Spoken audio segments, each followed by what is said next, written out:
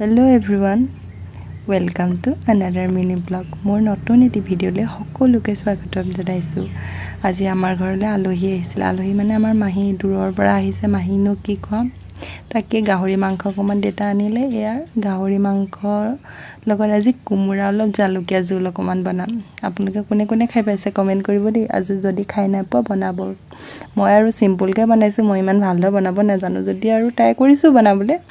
এয়া মাংসখিনি ভজাৰ পিছত অলপ ভাজি হোৱাৰ পিছত এয়া কোমোৰাখিনি দি দিলোঁ।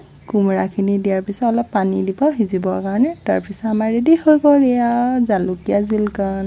তাৰপিছত বনাম চিকেন ড্ৰাই ফ্ৰাইখিনি। চিকেনখিনি তেলতে দি দিছোঁ তাৰ পানীটো যাবৰ কাৰণে। তাৰপিছতে আদা নহৰু হালধি সকলোবোৰ দিয়াৰ পিছত গৰম মছলা মিট মছলা যি আছে আপোনালোকে যি মছলা খাই ভাল পায় তাক দি দিব। আৰু গৰমটো বেছি হৈছে কাৰণে মছলা অলপ কমাই দিছোঁ। যিহে আপোনালোকৰ ফালে গৰম পৰিছেনে। এয়া আমাৰ চিকেন ড্ৰাই ফ্ৰাইখিনি দিছেনে, কিমান ধুনীয়া কালাৰ আহিছে।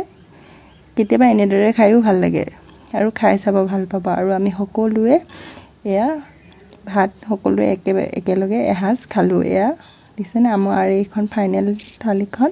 যদি ভিডিঅ'টো চাই ভাল পালে লাইক কমেণ্ট শ্বেয়াৰ কৰিব। ধন্যবাদ।